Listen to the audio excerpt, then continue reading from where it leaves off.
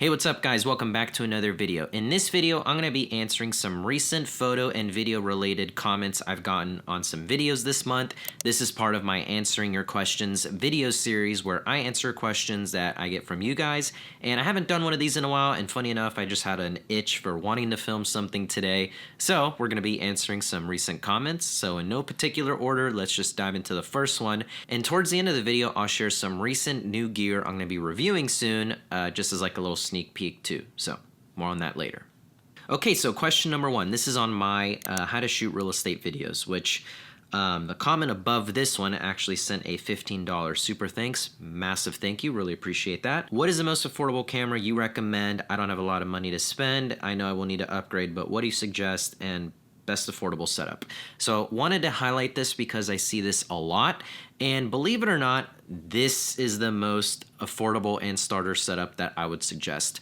Most of us have some sort of new-ish phone that honestly now has, kind of like the iconic 3 cameras, whether using an iPhone or a Samsung or some other phone that has probably a really good main lens, a wide-angle lens, a telephoto lens. So specifically talking about real estate videography, if I was getting into real estate videos today, I would start shooting them with my iPhone 13 Pro.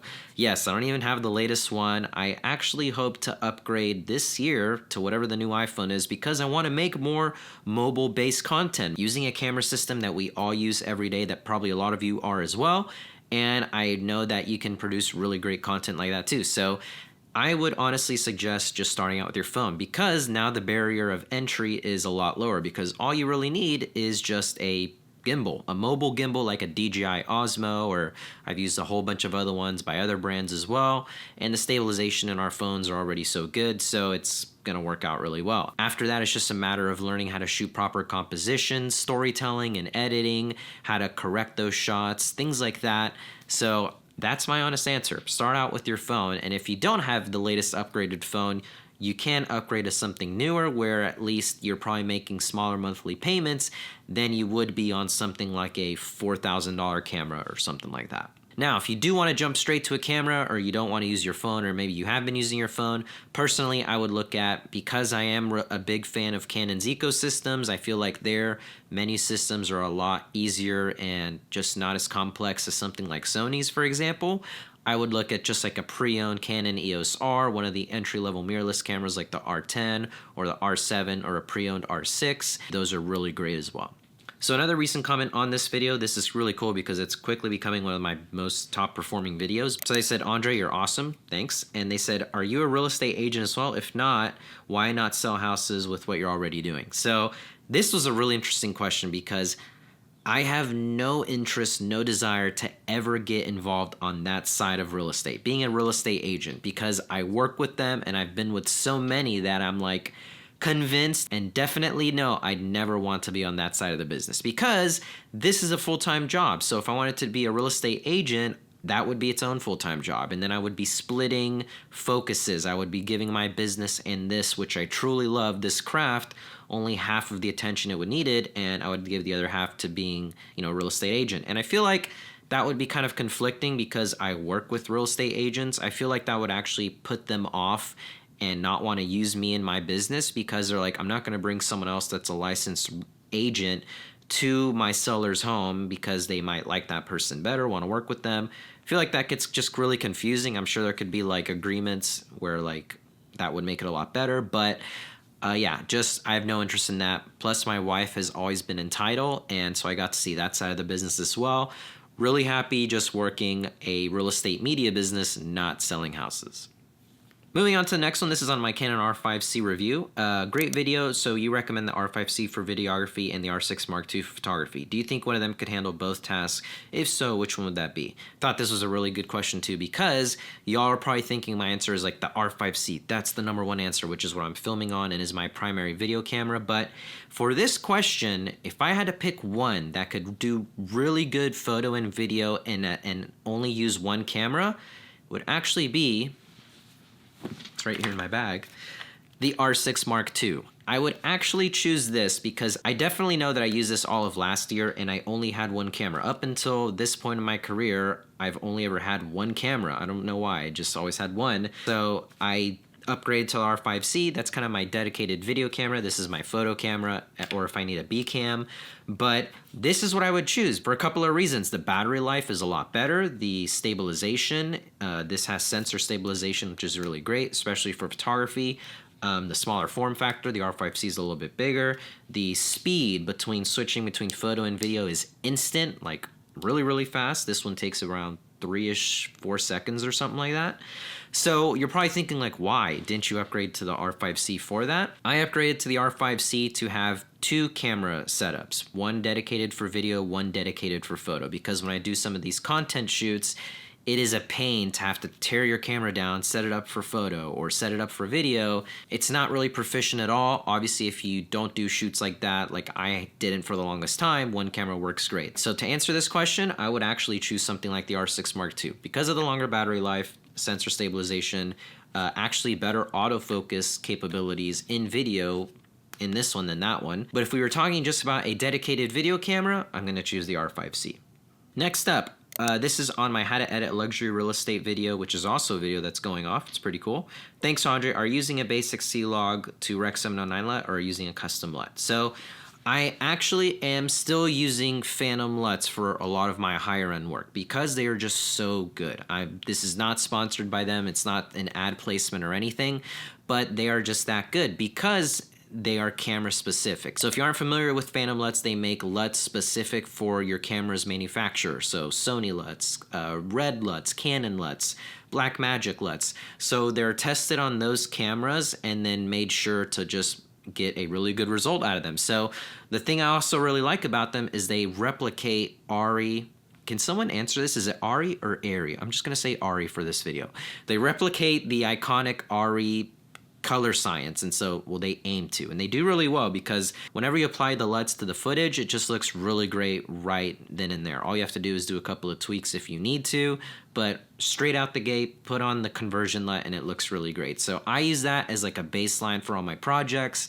Then if I have to do any, more saturation or effects, things like that, but Phantom LUTs, can't go wrong with them. Plus, they have a film pack that is also really good for stylized work. But just their regular conversion LUT pack, which comes with a couple of different variations, works so well.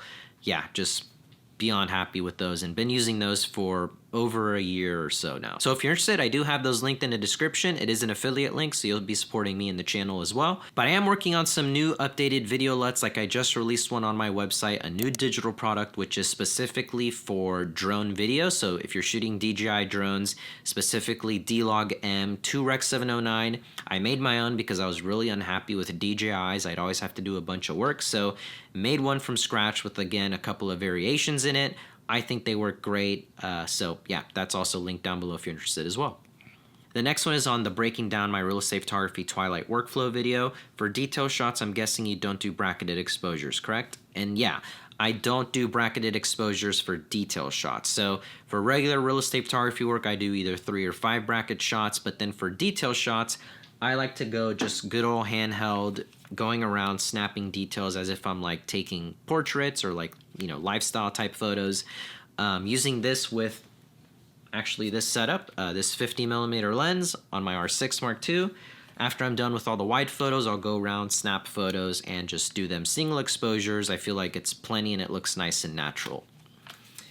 And if you're interested and you don't know, I actually have an entire video series. I basically just completed season 1. All of these videos have never been seen on YouTube. Actually, the video I just posted before this shows 1-minute snippets of each of those videos, but they're long form, raw, uncut videos exclusive for my community. So here's a little preview of them all going on. But I actually have one of these videos dedicated to detail shots. And so if you want to learn more about that, also come along with me to other job shoots and see how I shoot real estate photos, content shoots, real estate videos, and much more. Check it out in the links down below as well. Next one is also on my how to edit a luxury real estate video. A great video. How long did it take you to edit the real estate video from start to finish? So wanted to highlight this because I made a recent updated change in my media business, which is a really good thing, but it takes me way too long and I spend way too much time editing anything. So you would think a real estate video is really fast and quick and easy to do, and I'm sure some of y'all can do that, but not me. It takes me really, really long. I feel like, especially something like this where it's a luxury lifestyle real estate video, probably like 8 to 10 hours total, and that's broken up into multiple sittings because I never want to sit down and edit a video from start to finish, because I know by the end of that first session I'm probably skipping ahead or trying to like get it done, rush it. And so the next day I like to revisit it clear-minded and fresh and see, and almost always I'm like, this is not great, or this part can be changed, this needs to be better. And so I'll see things differently and make those updated changes. And so when I'm working on these really higher end luxury videos, I like to do that 2 to 3 different sittings ranging from 2 to 4 hours each. So yeah, it take way too long. But on another note, I'm actually really excited that I've actually hired a full-time editor for my business. They'll be handling a lot of the real estate video editing, content shoots, all of that stuff, unless I have to personally edit a really high-end project. Really awesome, because I'm going to be getting a lot more time back. And so yeah, it's just, you know, really exciting, because honestly, like I said, I spend way too much time on it and I want to focus more on shooting, the business, growing, and things like that. And this channel, of course. Last one, I thought this was kind of funny. This is on how to film pro real estate videos. Pretty old now, but I think turning on the fireplace is okay or fans, but turning on the stove or faucet is kind of cringy to me. Ultimately, the only way to bring life to the shot is movement and people. So I totally actually agree with them. I actually thought this was kind of funny whenever I got into the industry and I saw people like doing close-ups of turning the stove on or having the the flames going, the sink. It is kind of funny to me, but I've obviously gotten used to it. Everyone does it. And I get the point, because obviously you want to showcase those upgrades, but that's the thing. I feel like we got accustomed to just showing that regardless, where sometimes it's a regular style home and some of those things don't look so great, like it's not a great sink or a great fireplace, but yeah, we still show that slow-mo shot of it, and it's like, yeah, it is kind of cringy. But like he said, my favorite thing to do is actually more of a lifestyle approach, where if I can, I will have the agent turn it on or have them in the video, have people in the video. That's kind of one of the top things that my business is known for, is producing these higher end lifestyle videos that are more like video production. And I'm actually really stoked because the rest of this week I have 2 lifestyle videos, and so I'll be probably making some content about those as well. But yeah, you want to do those detail feature shots to showcase nice upgrades, even if it is a little cringy. Okay, well that's it for some of the questions that I got, kind of the past couple of months. But some things that I wanted to highlight that will be coming. So this is really cool. This is a filter system by Freewell. I'm going to be doing a whole review on this, but love the packaging. This looks really great. But the reason I'm really stoked on this is finally a pretty good solution for my R5C. So the R5C, if you don't know, is a cinema mirrorless style camera, and it's fantastic except for 2 things, and that's battery life and no internal NDs. So like a cinema camera, you have those NDs that come down, and you have full control over your lighting. So I always use threaded on variable NDs where you have to thread them on, but the problem is if you're working in mixed lighting conditions like shooting an event or video production work on a gimbal, and you're going from inside to outside, for example, you have to take that filter off. You have to screw it off, and that's a lot. And so this system is fully magnetic. The cap is magnetic. Here it is. It has a back cap as well. It's all magnetized, but this just goes on right here. So even though I'm filming right now, I have the adapter on, so I'll show you. There it is. Let me bump up my ISO so you can get the idea. So right now I have the filter on.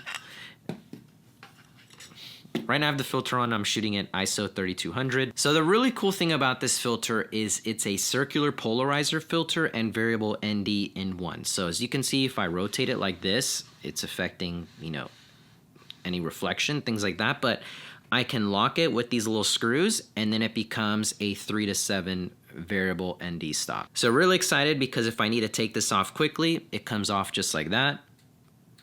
So yeah, I feel like it's the best case scenario for a variable ND system. I'm going to be doing a lot of tests with this, especially for real estate, using this for all my real estate shoots. And they also sent me a snow mist filter, which is kind of just like a diffusion filter. And again, because it's magnetic, it's all stackable. So I'm actually kind of curious to see how it looks right here. This is kind of the snow mist, no mist, snow mist, no mist. You let me know how it looks actually. So yeah, that's a pretty cool system. I'm just dropping all the filters. All right. So this isn't a video I'm probably going to make something on, and it's not a new product whatsoever, but it just took me forever to get into it. If you're shooting with Canon mirrorless cameras and you I have old EF glass, like this is my Sigma 50mm 1.4 art lens. I use this for portraits, details, whatever. So it's really cool because yeah, you can take this out and you have a variable ND filter, you know, right in here. So I'm sure you all know about this, but it just took me so long to get into something like this. And so really great for, again, something like the Canon R5C because it doesn't have internal NDs, and now you have an ND solution before your lens, which is ideally what you want because you won't deal with any like vignetting or, you know, crazy things like that. It's just going to be a nice ND solution.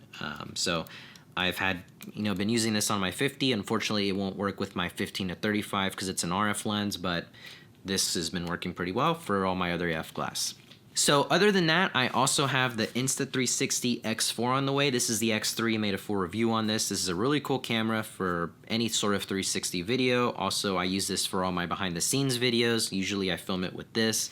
So excited to test out the X4 because it shoots 8K video apparently, but I'm just excited to have a better quality, better image out of these because there was definitely a bit of room of improvement for this one, but 360 video is really hard to look like this type of footage. So really anxious to see how the X4 is going to look and other things you can do with it. So yeah, that's pretty much it. Just wanted to hop on and make a quick video answering some questions, providing a little bit of value because I do have a busy couple of weeks coming up. But definitely stay tuned for all of those other gear-ish review videos coming up, plus some other ones, of course. And if you haven't, definitely check out the community because I'm sure you'll get a bunch of value out of it if you're just starting out in your real estate journey or even seasoned because the Discord group is just growing. It's just an awesome place to ask questions, get answers really quick from me and from others. The digital pack you get for joining is really cool as well. And of course, the behind the scenes videos that is only for the members that I'll keep adding to, and possibly some new video series as well. So that's it for this video. Leave a like if you enjoyed, comment down your thoughts, subscribe if you haven't already. I would love for you guys to be part of the channel and the community, and I'll see you guys in the next video. See ya.